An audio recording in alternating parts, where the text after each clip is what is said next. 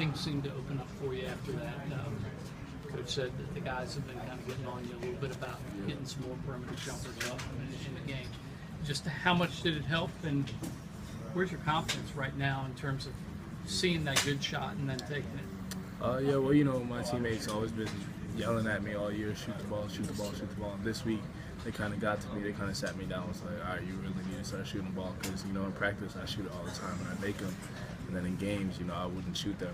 And they gave me a lot of confidence. So right now, I'm just running off them. Did you see a difference in making the two threes early and how much it helped in terms of? Yeah, it helped me be more aggressive offensively, definitely. The bench with 35 points, just what has that unit done for this team and the energy that they bring to the court? They're amazing. They're what we need. They're why we're here, really, because they come in off the bench, bring all that energy, scoring, defense. They bring everything. They're like a second starting unit, and this is what we love and what we need. What difference does that make against a team like Virginia Tech, who was short a couple of guys, and you can tell just kind of wore down? It fatigues them. We got we played 10, 11 guys. We even played BA today a little, I think, right? The walk-on. So it wears them down, and later on in the game they start getting tired, and we realize that. We use that to our advantage. Terance, when you guys had that kind of slow start to begin the game, it seemed like they had a lot of energy to start. It feels like you kind of took that upon yourself to kind of just push your team. Do you kind of sense that you need to do that? I don't feel like I need to do that because these guys they all can do it too. I just feel like that was just kind of like a natural type of feeling. I saw us getting down, and naturally I was just like, all right, we gotta pick it up. I knew we'd be all right because I looked at all the dudes. None of them looked scared or nothing. They just a couple of bad plays. So I was like, all right, we'll be all right. And I just naturally. When you kind of take that lead, do you kind of see how your teammates have no problem following, and they just bring supplement your energy? Yeah, that's part of the reason why we're doing so good right now because anyone can kind of take that lead, and then we'll all follow.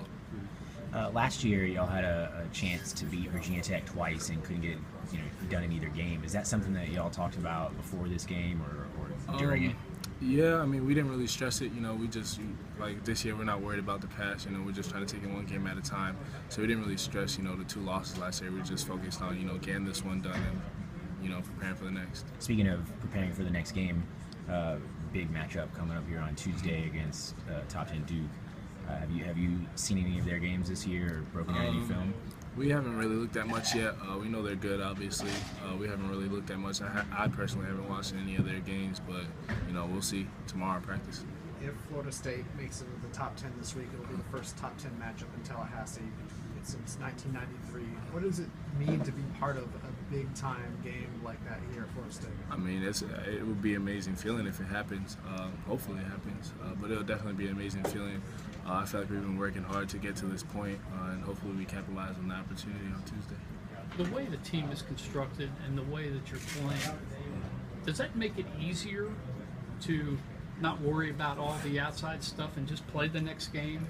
You're in this stretch of a very difficult stretch, and you let up any game, you're going to get beat. But just the way you all are playing and the way the team is made up, does it make it easier just to go play? Yeah, it definitely makes it easier.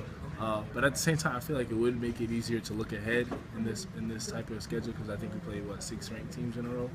So but we're doing a great job of just taking it one game at a time. We're doing a great job. Everybody, we haven't even talked about. I don't even know who we play after UNC, after Duke. I think we play Duke after UNC, right? Well, UNC after Duke and then Notre Dame and Louisville. Yeah. So I don't we're not even thinking ahead. We're just trying to take it one game at a time. Really, none of us really watch anything on Duke yet. So. We're doing a great job. How much fun is it? You guys play with an energy that seems to be fun and enjoying each other. How much fun is this right now? It's a lot of fun. Winning is always fun. I've been living like that my whole life. Every time my team's winning, I'm on a team that's winning, I'm having a whole bunch of fun. So it's really fun. You shot 6 for 8 from the free throw line today, and I think last year, you were under 50% on the season. How have you been able to improve so much in 1 year at the free throw line? Just confidence and reps. I got a lot of reps up this summer. I got a lot of reps up in the fall. So basically just confidence and reps. Did the coaches or anybody, with your game and how much you slash the basket and get fouled, is that something you knew would be critical to improve? Yeah, they definitely stressed it to me that I got to get better at the free throw line, especially if I want to play as much as I do now. So, I took that upon myself to really work hard at it. it's coming along. Do you feel confident now? You know, if it was a late game situation and you're out on the court, that you don't mind getting fouled? No. Don't mind getting fouled. Appreciate it. Terance.